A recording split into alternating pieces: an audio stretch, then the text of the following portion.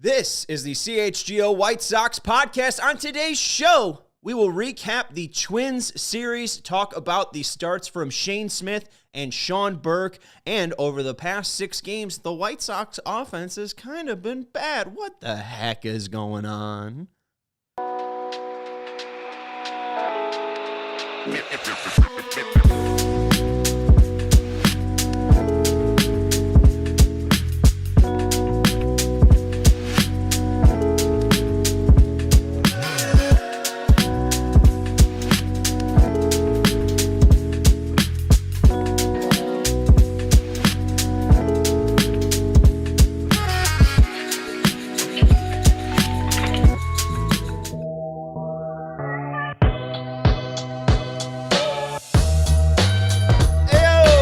CHGO White Sox Postgame Show, presented to you by Bet365. Download the Bet365 app and use code CHGO365 when you sign up. Whatever the moment, it's never ordinary at Bet365. Welcome into Studio B. The B stands for Burke, as in Sean Burke. The B stands in both, being the past 2 games have both been losses. And it stands for BO and beer, because it smells like BO and beer, because Luke and Cody and Kevin Wells were in here celebrating the Cubs sweep, and Cody drank a beer, and since he tried to drink it as fast as possible, he spilled it all over himself and all over the floor. So this smells like an absolute, what I would assume a frat house to smell like. It smells like boy and beer. The Sox have lost 6-1. My contacts are stuck in Indianapolis. I'm kind of crabby. When do the Sox get to play the A's is what I'm saying. When we get to take our shoes off and drink our beer. Be careful what you wish for. Be careful what you wish for. I'm not doing what, playing the A's? Are you? And Joey Christopoulos is my producer. I'm Sean Anderson, by the way, the host of the CHGO White Sox podcast. Make sure you hit that thumbs up button. Make sure you're subscribing to the CHGO Sports YouTube channel. We have a Blackhawks postgame show tonight, as the Blackhawks are playing tonight. Jay, Mario, and I believe Greg have you covered for that Blackhawks game. But we also have Bears coverage. Adam Hogue just interviewed the freaking coach of the Bears, my friends. So make sure you're subscribing to the CHGO Sports YouTube channel, hitting that thumbs up button, even though the White Sox are now 2-4 after losing today's game, 6-1. Joey Christopoulos is my producer. Were you saying something? I felt like I had to introduce you. You did. You said my name, but now you've said it twice, and I love it. Back to you. Joey Christopoulos is our producer today. Let's get into this show. Sox lose 6-1. We'll also talk about yesterday's loss, 8-3 to the Minnesota Twins. I really did yesterday I started to get a little too big for my britches. After 4 innings, I believe, I started to tweet at Twins Ted. And if you're a White Sox fan and you're on White Sox Twitter, you know you hate Twins Ted. That stupid animated graphic of him staring. And it's not classy like our graphics. Like, we have lovely caricatures. Ted's is from like 2003. It's very And his stupid icon just always gets to me. And he said after Monday, oh, well, the Twins are now 0-4. There's no way they can lose to Sean Burke, who's only had 6 2/3 innings of AA work. And of course, through 4 innings, Sean Burke is looking phenomenal. 0 earned runs, 4 innings pitched. I was thrilled with what I saw with Sean Burke. I started to get a little bit too big for my britches. I think in the next, let's say, what's 9 + 5, 14, next 14 innings, the Twins then go and outscore the White Sox 14-1. So that's why, as a White Sox fan, maybe we shouldn't start talking crap just too much, because he made a tweet as well that was like, oh, the White Sox are really just fondling over their 2005 World Series. I'm like, dude, the last time your team won the World Series, no one was alive. Were you alive in 1987? I was. The Kirby Puckett Twins? Yeah. You were alive. I wasn't. Shout out, hit the like button if you were alive in 1987, if you were even around when the Twins last won. And tell us how you survived all of this time. Yeah. Sean, I will say I do enjoy the mind mess that we put on the Minnesota Twins. I don't like the Minnesota Twins making them sit through a 3-hour and 20-minute rain delay when they have to have their home opener tomorrow afternoon. Good stuff by the Sox. I feel like the Twins had to be an active participant. I think the home team has true say on whether the game plays or not. And Roger Bossard was very clear that there was going to be a window would open up after the 3-hour and 20-minute rain delay. But what was that, Sunday? Yeah, Sunday ended up being the Angels rain delay. So at least that wasn't on Monday when they get 2 double rainouts. But yes, a 3-hour and 20-minute rain delay to start this game. If you want an interesting read, go check out MLB.com. Scott Merkin walked around and tried to find as many people as possible to interview. I believe he found 3 entire families to interview for this piece. But attendance was low for today's game as the gates opened at 11:40.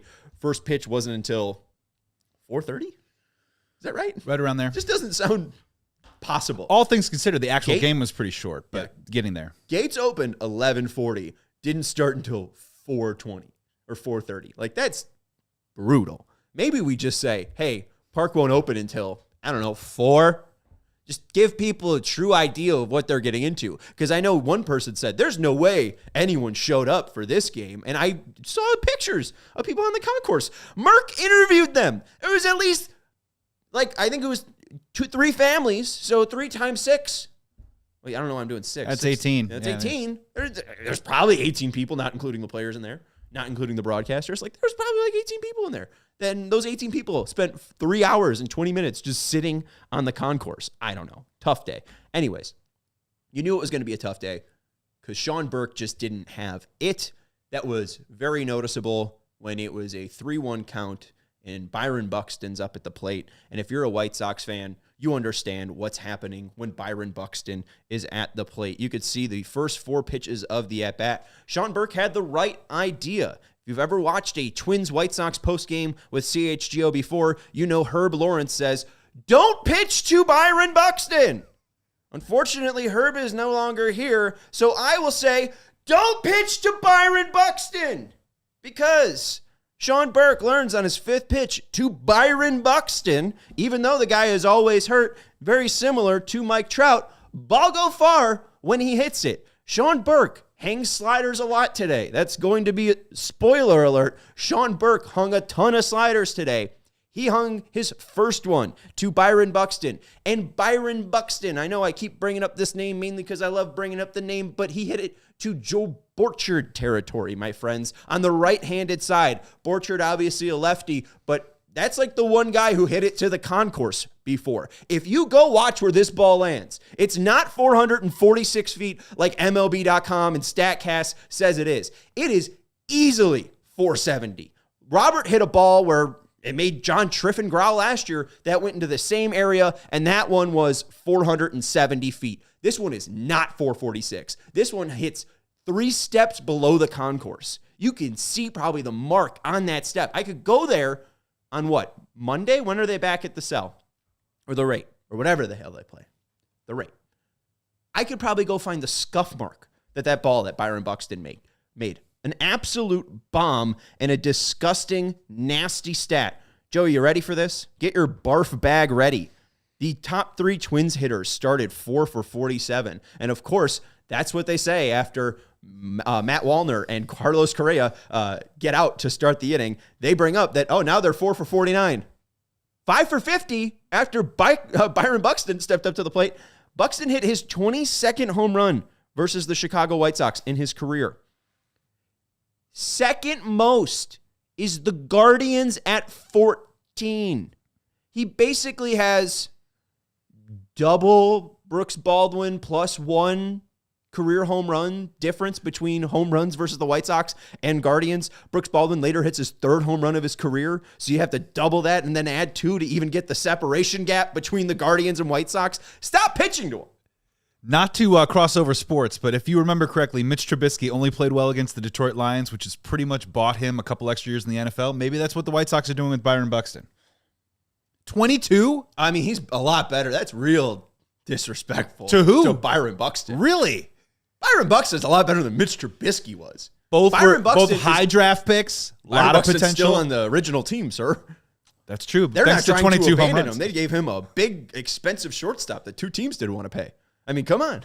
I don't know. I don't know about that. But Buxton, when he's healthy, he's looked like a game changer. I don't know if Trubisky ever looked like that. Well, Trubisky unhealthy. We don't know. Maybe he was amazing. But yeah, he was too healthy. That was Trubisky's problem. Over the past 6 years. I'm saying he was too healthy. Okay. That was his problem. Yeah, but Buxton's bomb was absolutely brutal, and you could just kind of tell that it was just going to go down from there. And the White Sox really couldn't get anything of note going offensively until the 7th inning when Brooks Baldwin hits his 3rd career home run, his hardest hit ball of his career at 106 miles per hour. It's nice to see Brooks getting into a comfortable groove. I would like, especially now that he's hit 2 home runs, and I understand that that's the 3rd time he saw Pablo Lopez, but still, it's off of Pablo Lopez. I'd like to see Brooks get a little bit more run. Amaya's been pretty bad. He's made some okay plays at shortstop defensively, but at this point, I think we all know what Jake Amaya is. He's a strikeout, whether that one's swinging and missing or caught looking. I think what he had in the 3rd inning. I feel like Brooks Baldwin, especially with the pop that you have been seeing, his ability to hit from both sides, and the fact that, if you think Colson's going to come up at some point, give Brooks the opportunity to play it short. I don't know if he's going to be that great defensively to cover that important of a position, but he's hitting like this and he's able to strike some balls and put together some good at-bats, I'm kind of for it. I mean, you saw him go up against Jax, was it, I believe, or was it Jansen? A really difficult pitcher. He ended up having that 10-pitch at-bat against him. I'm kind of a little bit in on the Brooks Baldwin train because there just has not been an offensive catalyst for the White Sox through these first 6 games. There were 2 games where they got offensive power, but nothing really consistent that you feel like, oh, that's replicable. What you could pretty much look at is, especially in the first game, you're going up against a guy that on the Angels is making his major league debut, and I think he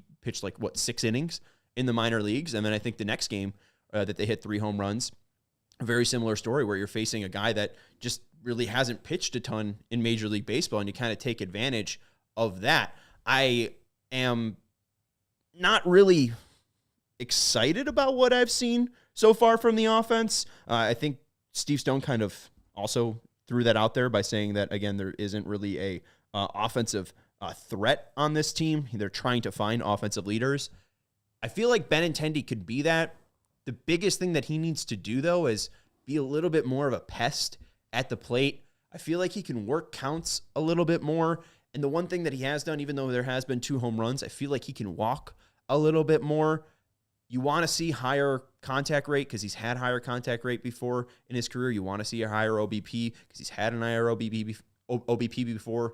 The home runs are nice. And if he hits, Patrick Norton's prediction of 26 home runs, okay, but is that going to be with a sub 220 batting average and a sub 340 on base percentage? Like Benintendi, it's nice to see some of the power, but what hitter is he actually?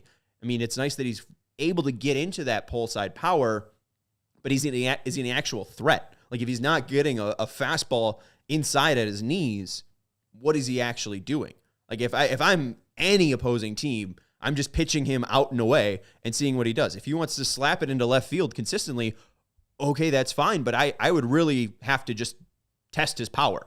Don't allow him to open up pull side. Really test him on the outside edge. Because I feel like he is pretty comfortable at doing one thing right now, and that's taking advantage of inside pitches, which is fine. Hey, if they're giving it to you, make your ends meet or whatever, like make your pay. But I haven't really loved the consistency from anyone at the plate. I mean, Robert's been terrible, and we'll talk about him after a break. He finally broke through with a single, I believe it was in the 8th inning, but other than that, he's been pretty horrendous to start the year after he had a very intriguing spring. We're going to take a break here on the CHGO White Sox podcast. Joey is going to check out the chat and mark any comments. So if you have any thoughts, let us know in the comments. Hit that thumbs up button. We got to let you know about our friends over at Bet365. Bet365 is live in Illinois. Whatever the moment, it's never ordinary at Bet365. New customers can now get $150 in bonus bets when you bet $5, win or lose. Sign up. Use our code CHGO365 Deposit $10 into your new account and place a bet for $5 to get $150 in bonus bets, no matter if your bet wins or loses. I know that there's a Blackhawks game tonight. You could go bet on the Blackhawks to win. And guess what? If they win or lose, your $5 bet will get you $150 in bonus bets. And hey, with early payouts on Major League Baseball, if the team you bet on the money line goes up by 5 runs, you get an early payout.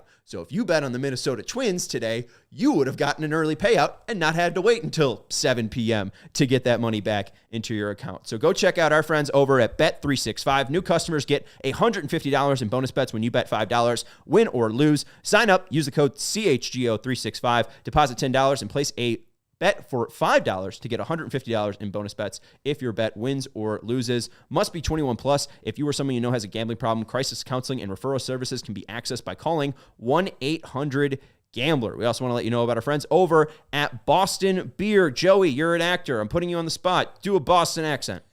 I just absolutely love my Boston beer.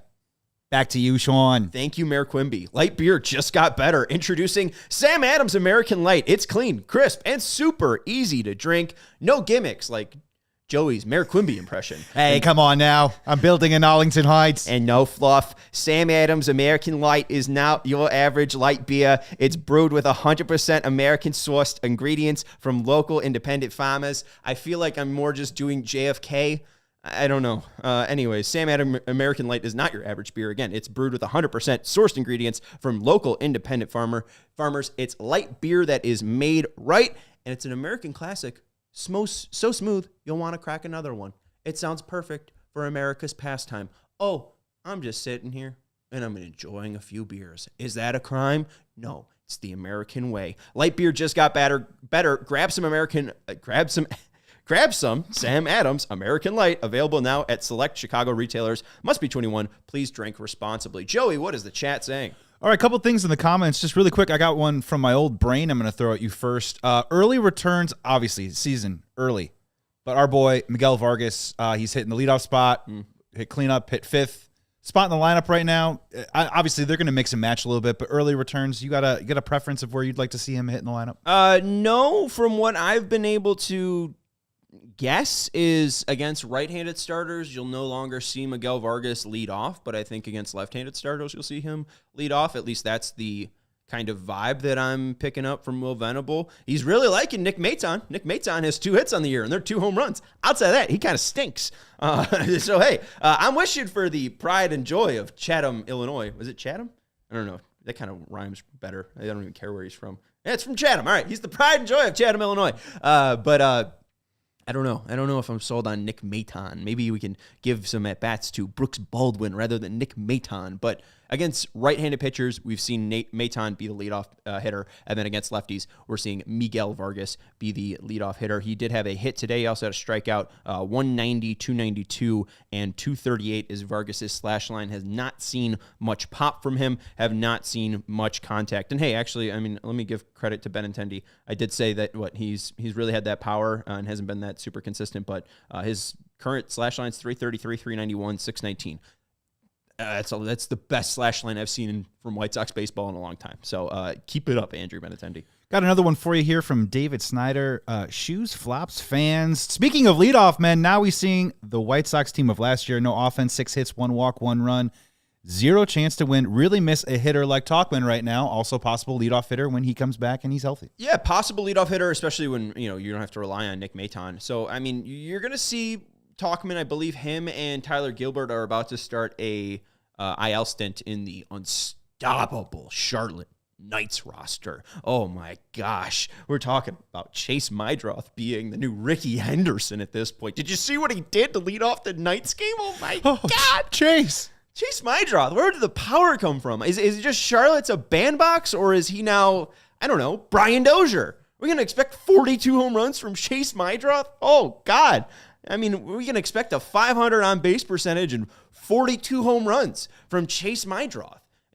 Twins Ted is probably clutching his pearls thinking of Chuck Knobloch. Like, Chase Mydroth is 100 times the player Chuck Knobloch has ever been. Oh, my gosh. But yeah, no, you are seeing the White Sox team of last year, but it isn't the full one, as you note, David Snyder, because Tauchman should be here soon. I also don't think Robert is this bad. I don't think Vargas is this bad. Vaughn's had some pretty terrible results, but the actual batted ball data is interesting from Vaughn.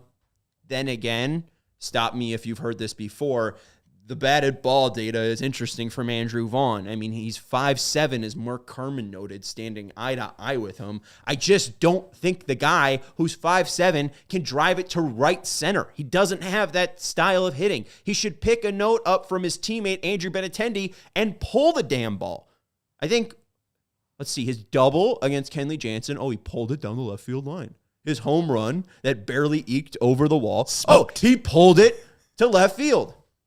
Like, I'd be interested in Vaughn if he pulled the ball more. But again, he's still got Frank Minikino in the back of his head saying, F the home run. Let's hit 300. It's like, no, just hit your weight. Hit anything. Like, be consistent at first base. And I don't know how I started yelling at Andrew Vaughn. He wasn't even in the lineup today. I got another comment coming in from Husky Bardo. With the uncertainty surrounding Colson Montgomery's development, the Sox are going to have to develop another shortstop in case he doesn't pan out long-term. He's not looking good at all. Technically, Joey read the comment, so I didn't say that at all. I did not say that. Colson Montgomery. Okay, I'm the biggest Colson Montgomery fan. I have no doubts that the 23-year-old with lingering back issues, who's 1 for 17 to start AAA after being there last year, isn't any danger. Get him a torpedo bat. Hey, yeah, maybe get him a torpedo bat. But maybe he just sucks. I don't know. Again, you're talking about Chase Mydroth, who is tiny. He's little. He's a little guy. But what he can do is make contact. The guy's has 2 home runs. Colson Montgomery doesn't have 2 hits. Like, I don't know what they're going to do. Maybe it's Brooks Baldwin as their backup choice. Maybe it is Caleb Bonham. Maybe it's Jacob Gonzalez if he starts to hit. I think William Bergoya just went deep. Maybe it's William Bergoya. I don't know. I do see Tall Jack mentioning we are not back. I do just want to go ask Emma and Sarah and Katie. I know they were pushing the good vibes, but yeah, this team's 2-4 and we can't hit. It is interesting, right? With Colson Montgomery, we spent a lot of time in White Sox discourse of whether he's a shortstop or third baseman. How about he just hit the ball and we'll figure it out later? Yeah, no, like that. That's the thing is like, at the end of the day, does not matter where he plays defensively. He has to hit the ball. He has to actually prove his worth to even get to Major League Baseball. And it's nice that, again, like Andrew Benintendi, you give him a 90-mile-per-hour fastball middle in. Yeah, he's going to hit it. Great. What are you going to do with any other pitch? Like, I don't know. And maybe I was just a little bit too off on my Benintendi hate. I'll put that back into my mouth. My bad. People are saying that I have a John Schriffen hate narrative developing. You guys know the one person that I have a hate narrative for, and I'm starting to walk it back with his 393 average. What's our guy Sam saying? Sam Gutterman in the chat says, "Hey Sean, on the topic of Vaughn, do you think Elko could realistically be the first baseman of the future?" Thanks for the comment, Sean. Sam. I'm Sean. Yeah, Sam. That's Sam. Yeah. Back to you, Sean. Man. Yeah. Our guy, Tim Elko, everyone's guy, 10 at-bats, 4 hits, 1 home run, 400, 539 on-base percentage, 700 slugging percentage so far in Charlotte. I don't know. He's not a guy that screams major leaguer. I think he's a guy that deserves a shot. And if Vaughn doesn't have impressive numbers come May or June, I think Elko could possibly work his way onto the roster. But does Elko get a long runway at all? Like, if he gets called up in July or August, maybe at that point they're able to move on from Vaughn if he has a decent year and is playing okay. If he's terrible again by July, I would hope they would cut him to try to give somebody like Elko a shot, because you've seen enough of Andrew Vaughn at this point. And if he's not cut it by July, just stop it. Move on and try to find some new life. Elko, right there. If he doesn't really make the most of his shot, he could be a guy that gets one shot and that's it. And then maybe he goes to the KBO. I mean, go look at what Patrick Wisdom's doing. 4 straight games with a home run from Patrick Wisdom. Like, Tim Elko could go make a ton of money overseas and just go hit bombs. Like, if he goes hit 40 home runs in the KBO or MPB, he'll become a legend over there. Like, that's where I think Tim Elko's actual career ends up. if you want me to be honest, I think he ends up being overseas because I don't think he's just going to cut it as a major league hitter. I think he strikes out too much. I don't think he makes enough contact. It's nice that he's doing something in Charlotte, but at the end of the day, I'm not really buying into it. At the end of the day, he might just be that much of a baseball guy, capital B, capital G, baseball guy, Tim Elko. But I don't buy his long-term future. And the White Sox have had him in-house now for 4 years. And they're still thinking that Andrew Vaughn is the guy. And go look what Gavin Sheets is doing in San Diego, a major league level team. They let him walk for a much cheaper price tag. I think they are kind of beholden to Vaughn, and I don't think that they think much of Elko, because if they did, I think they would give Elko playing time for this year. I don't think there's many chance or a high percentage chance that Elko is the future first baseman at all. And I don't think that he's like a guy that can really even be like on the roster. He's either your like all-time DH, your all-time first baseman, or he's just not good enough to be on a team. You're not going to put a guy that makes that little of contact and is such a liability to strike out as a pinch hitter. He doesn't make enough contact. So when you need something, you really can't rely on him. Maybe it goes 440 feet, but also maybe he strikes out swinging at 3 pitches. So anyways, we appreciate 21 people watching the show right now. Make sure you hit that thumbs up button. This show is brought to you by Bet365. If you have any thoughts, let us know in the chat. Joey will bookmark them. Let's get to the Sox starters. Again, the White Sox lose today 6-1, and there's not many notable things from this game outside of Robert, who we'll get to in a second after the first break. But let's get into some of the pitching today, especially our guy Sean Burke. We showed the Buxton at-bat where he hung that slider and it ended up going 470 feet. This is the whiff one, but if we could show the other one, Joey, first. I believe it's this is the hits that Sean Burke allowed.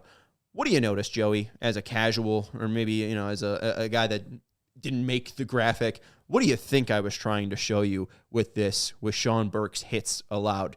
Vinny used to read this like a Rorschach test, so maybe you feel something from this. I see sliders up in the zone, Sean. You do see sliders up in the zone. You can count 3 sliders up in the zone. That's a very good point. But the whole thing, let's just push that a little bit further.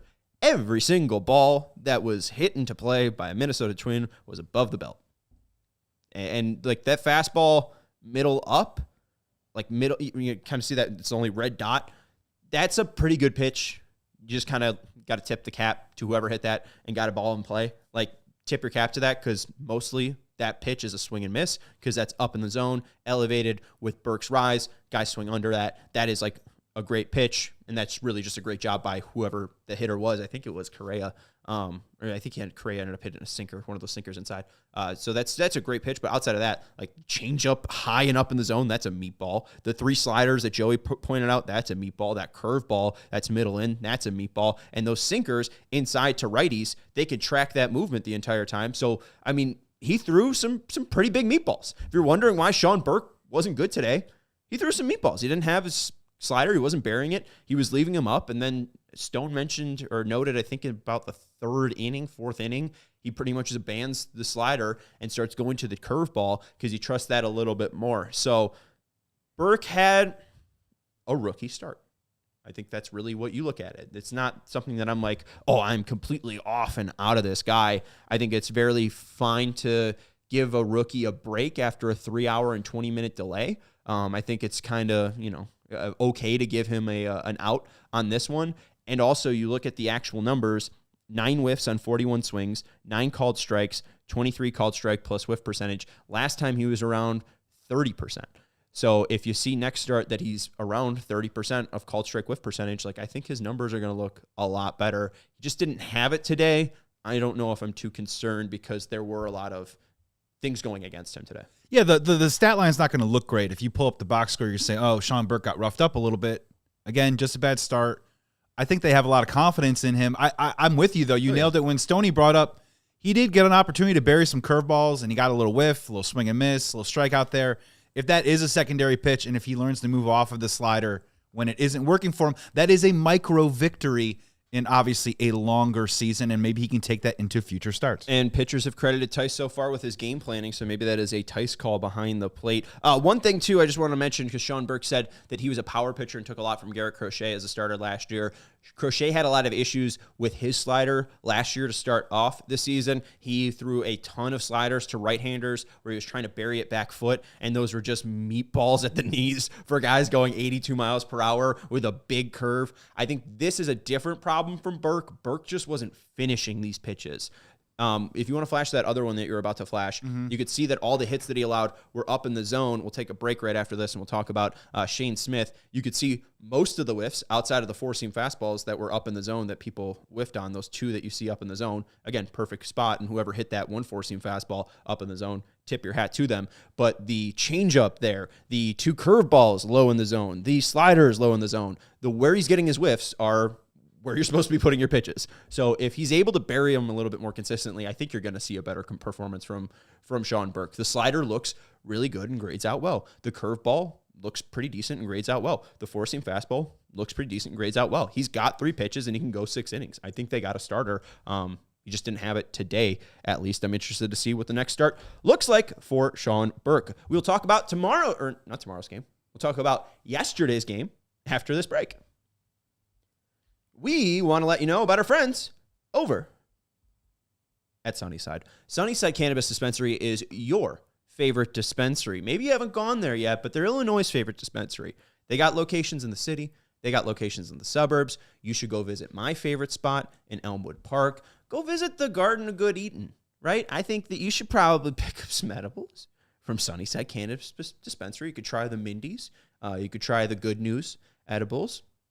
Go try them out right before you walk into the Garden of Good Eatin' and you have some good eating. You know, that'd be a pretty nice nice Sunday. Huh? So go check them out. They're a one-stop shop for all your cannabis needs. Sunnyside has expertly curated menus with over 100 strains to choose from, plus easy online ordering and in-store pickup. Visit sunnyside.shop for Bright Buys every day, including 50% off your first 3 online purchases. Enter promo code HICHGO at checkout to qualify. Exclusions apply. Sunnyside Cannabis Dispensary. Bright Buys every day, only for 21 plus or Illinois medical card holders. That is one of the best deals out there as well. 50% off your first 3 online purchases. Let's go into the next ad with our friends over at Circa Sportsbook. Whatever the sport, the app to bet is Circa Sports Illinois. Circa Sports, it's sports betting the way it should be. Circa Sports Illinois has high betting limits, low holds, and exceptional customer service. Bet on all your favorite teams in every game this season, whether it's spreads, props, futures, or in-game. Circa Sports has it. Fund and bet like a pro from anywhere, anytime in Illinois. And with the Final Four coming up, make your choice on who you like. Download your new bookie today at circasports.com. Must be 21 plus or older. Gambling problem? Call 1-800-GAMBLER. Sean Burke is in the chat, and he says, bro, this is the channel that was dodging on Josh Giddey. Public apology and pie in the face required. Wow, man. I don't talk about Josh Giddey. It's crazy that Sean Burke, after his start for the Chicago White Sox today, is coming and talking about Josh Giddey of all things. That's how he likes to unwind. Bury your slider. I don't think that's. Do you think that's the real Sean Burke? I mean, I don't know. The cadence is Sean Burke says bro a lot. Oh yeah, Sean Burke says bro a lot. All right, let's get into yesterday's 8-3 loss. They're on the verge of history yesterday. Shane Smith goes 5 2/3 innings. In the 6th inning, has 2 outs, and he is 1 out away from history. Joey, go into the sound effects pile under White Sox and find the history. Play it. History! 1 out away from history. Shane Smith then walks the next 2 batters, and it's still not over. Penn Murphy just needs to get 1 out, 1 singular out, and then history would be made. The White Sox would have 5 straight starts of scoreless ball from their starters. And Penn Murphy allows a hit to, I believe it was Jeffers. It was into right field and just missed the glove by about 5 inches. They were so close to history. It was so impressive. I was shocked that Shane Smith did this well, and the fact that he ends up with 2 earned runs and 2 hits is just a little, it stings, Joey. It stings. You can look at his numbers now on the screen. You can follow at TJ Stats. This is who puts together these great infographics. They do a fantastic job both on Blue Sky and X. So go follow at TJ Stats. But here are the stats from Shane Smith's outing. His four-seam fastball was used most. His slider was used second. His changeup was used third, and he occasionally used his curveball. The star of the show is that changeup. If you can see there under TJ Stuff, it's one of the oranges. It's a 110 TJ Stuff plus. This is a very, very, very interesting pitch. I had no idea that Shane Smith had this type of a weapon. This is not airbender quality, but like this is, sorry. I was going to say something that I think is a little bit sacrilege. It's not that devastating. It's not Jacob deGrom changeup level. Wow. But Codify threw out that there hasn't been a pitch in the bigs that was faster, dropped more, and had more horizontal movement than the changeup he threw to Carlos Correa in the first inning to get him swinging and missing. A 110 TJ Stuff plus is pretty absurd from a starter. And going out and throwing 14 of them and averaging that consistently, I don't, again, I'm not trying to be sacrilege. I'm not trying to be over the top. 5 2/3 innings, 2 hits allowed, 4 walks, 3 Ks. He wasn't perfect. 11 whiffs, though. 11 Hey, whiffs. 11 whiffs. That's pretty decent. And you pair that with, what was it? 11 whiffs on 34 swings, so 32% whiff rate. And then 11 called strikes, a 30% called strike plus whiff percentage, again, at MLB average. Like, I don't know. I think I was just very surprised with how well he pitched. I was not expecting this from Shane Smith. I know that he looked really well in spring training, won that 5th starter job. Kind of had to as well, just because he was a Rule 5 draft pick. But outing number 1 didn't look too bad. Like, let's just say this. Starter 5 last year, pretty consistently, was Chris Flexen. Chris Flexen never looked like this. Chris Flexen never flashed a 110 TJ Stuff plus on his freaking changeup. That was disgusting, what we saw from Shane Smith. And again, I was surprised. The notes from the fastball that did stick out to me too. The sliders average 100 TJ Stuff plus, which will get you places in Major League Baseball. That changeup is going to take him miles. But the four-seam fastball is neutral, according to TJ Stats.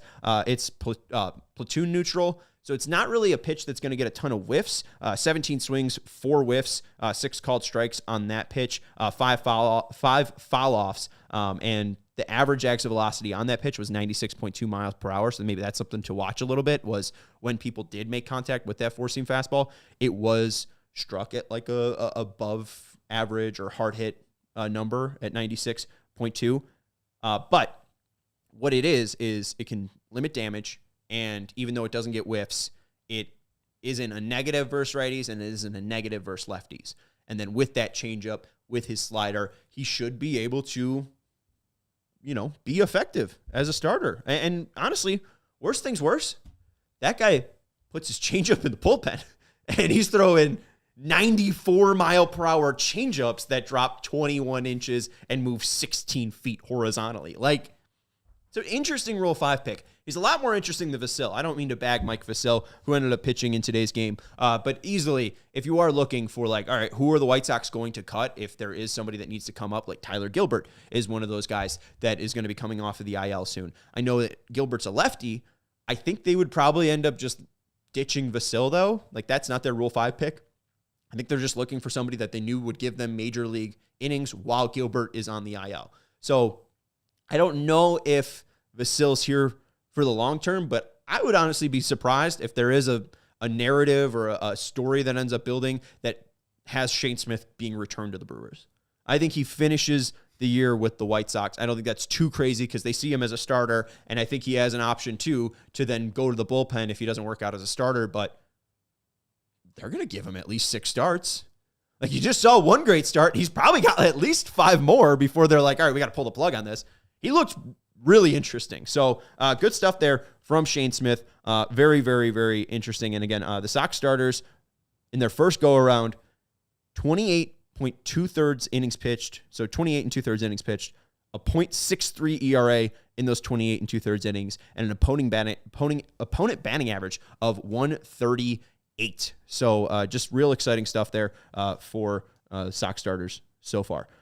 One thing that did stick out to me that was not Chase Mydroth in Charlotte, not the White Sox in yesterday's game.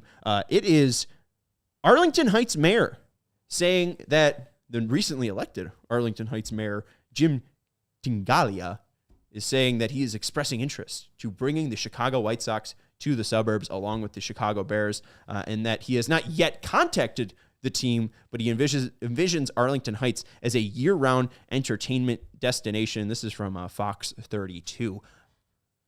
Just want to say this. Do we have the bleep button ready? Do we have anything from Hawk that is just hit the no one, maybe? Just hit that no one where you scroll down a little bit. It says, yeah, Hawk, no. No! Yeah, and click the one above it. It's what are you doing, Wegner? What are you doing, Wegner? And then you hit the one above it and saying it's not baseball. It's not baseball. It's not. It's not baseball. The White Sox have played on the south side for 125 years. Last time I checked, Arlington Heights is a northwest suburb. If you take this team out of the south side and you just put them in northwest Illinois, what are you doing, Wegner? That's worse than them moving to Nashville. You're going to just completely rip out the entire whole narrative of Chicago. We have a south side team. We have a north side team. You're just going to put them up in Arlington Heights?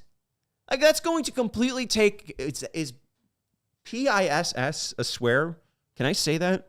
You're going to take the PISS out of the whole rivalry, out of the whole kit and caboodle. You're just putting them in Arlington Heights because you want a flashy new stadium, and we can have them year round, so let's make it year round. I would hate. Yeah, why don't I have you got to be bleeping me? Edward's right on that one. That's the one drop we need. It's not baseball, and it's just disgusting. That's the last place that I wanted to see him move. Like, again, move him to Nashville, move him to Portland, move him to the 77, move him to the lakefront, anywhere but Arlington Heights. It's open season on bureaucracy, and I can take this team and move it over here and imagine a 365 entertainment mecca. I mean, let's be honest here. We just had a 3-hour and 20-minute rain delay today. The Chicago White Sox got a lot of work to do in terms of on-field product right now. Yeah. Can we cool it on the 365 year-round entertainment and maybe just get towards 162 game level of mediocrity and go from there? That idea, though, maybe we just turn the White Sox and we kind of abandon the whole Major League Baseball thing, and they just become a team that plays 365. Arlington Heights now has a daily attraction of the Chicago White Sox. They don't even have to be a Major League team. There you go. Anyways, I just was annoyed when I saw that. Like, it's the whole charm of this city. And I think Jerry Reinsdorf knows that. I feel like Justin Ishbia knows that. Like, the 77 is still south of the Sears Tower, even if you did it at the lakefront where Soldier Field currently is, or what's the prison that the Bears are trying to build upon right now? Like, that's still south of Soldier Field and Sears Tower. Like, I would 100% take that over the crap in Arlington Heights. Sean, we got a bright side alert here coming in from Randy Parker. We're 2-4, and also first place in American League Central. Woo! Everyone in the AL Central lost today. Yay! Best division in baseball. This is the division that had 3 playoff teams last year. Half of the American League playoffs were decided by American League Central teams. A barf bag fact right there. And it's all because the White Sox sucked. The Royals beat up on the White Sox. The Tigers beat up on the White Sox. The Guardians beat up on the White Sox. Didn't the Twins go like 14-2 against the White Sox last year? 1-12. Or the Sox went 1-12. Yeah, so 12-13. Yeah. Disgusting. Anyways, the final thing that I had to get to on today's show is the weekend series in Detroit. This starts on Friday. Jonathan Cannon takes the mound for the Chicago White Sox. Jack Flaherty takes the mound for the Detroit Tigers. On Saturday, Davis Martin starts for the Chicago White Sox. Reese Olson takes the bump for the Detroit Tigers. And Martin Perez takes the bump on Sunday for the Chicago White Sox. The Tigers will be throwing out rookie Jackson Jobe. If there is anything that is just two complete direct opposites, it's Martin Perez and Jackson Jobe. Martin Perez, who didn't throw a single pitch over 90 miles per hour, and rookie sensation Jackson Jobe, who has a robotic arm and can launch nuclear missile weapons from his right arm. Absurd dichotomies of pitching styles on Sunday between the terrible Detroit Tigers and the terrible Chicago White Sox. And Joey, what's unfortunate is the Twins were 0-3 coming into this series, and they end up 2-4. The Tigers are 2-4. I have a pretty bad feeling they're going to finish 5-4. I love that matchup, though. That's like heavy metal versus folk rock. Yes. It's like the Lumineers versus Poison the Well. It is. Ooh, that's Sixpence None the Richer versus Iron Maiden. Yes. The mashup. The mashup that no one asked for. I got a big picture question for you. Maybe heading out of here. Do you think the Tigers are sweeping the White Sox? Just by the way. Oh, and also your voice sounded great. So wait, no, big picture. We're heading into an off day. All the starting pitchers have gotten a turn. So just in general, have they been below your expectations? Have they met your expectations above. or exceeded your expectations? Yeah, completely above. I mean, again, it's a positive, right? History. It's a positive, but also what I pointed out to you, because you were asking, we were talking a little bit about the 5 consecutive scoreless starts from White Sox, or could have happened with Shane Smith, and he was 1 out away, yada, yada, yada.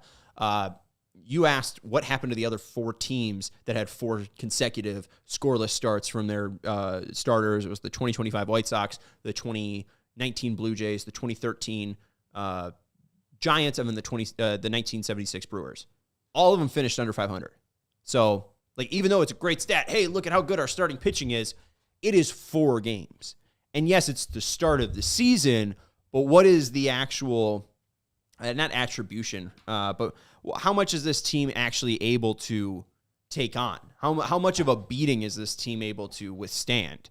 So they got possibly the 5 best starts they're going to get out of 162 games in the first 5 games. Like, that's also a way to look at it. Yes, the starting pitching has been so good, but Martin Perez set a career high with 9 Ks, not throwing 90. I don't think that's repeatable. You saw with Sean Burke, just because he is a rookie, it's not going to be repeatable for him just yet. That's what you have to build up for, and hopefully over the next 6 years, he can build himself into a dominant starter. I think Cannon's going to be interesting because Cannon went through that whole shebang last year. Cannon is a guy that I think on Friday you should probably expect a pretty decent start from him. Same with Davis Martin. But like Martin Perez, I'm expecting a fall off from him just because, again, he's got degraded stuff. Like the sinker and changeup movements are interesting, but then again, like the reaction time is just so much deeper. Like you can let that ball get to the back of the plate before you actually make a swing decision with Martin Perez, where, you know, with Jonathan Cannon or Shane Smith, especially when he's throwing 97, like you have to make that instantaneous reaction. Perez gives you a little bit of a beat, even if it's, you know, got an interesting profile movement. Martin's got that nasty changeup, got that nasty slider. Like he should look good on Saturday. Cannon should look good on Friday. I'm not too worried about that. It's just more, can the Sox actually score runs? The one thing to note too, I don't know if this is updated from ESPN, but currently when you look at the standings, the Twins have a -12 run difference. The Royals have a -2 run differential. The Tigers have a -3 run differential. The Guardians have a -9 run differential. And your Chicago White Sox have a run differential of +4. Giddy up. We love the Chicago White Sox. Anyways, that's going to do that on CHGO White Sox podcast. Just leave. Kenny Powers, God bless. This show's been brought to you by Bet365. Use code CHGO365 when you sign up. If you place a bet of $5, you get $150 of free bets whether your bet wins or lose. Sox lose 6-1, and I will be back on Sunday for a post-game recap of the Twins and Tigers game as Perez takes on Jackson Jobe. We will see you then. Goodbye. We all silly like the mayor.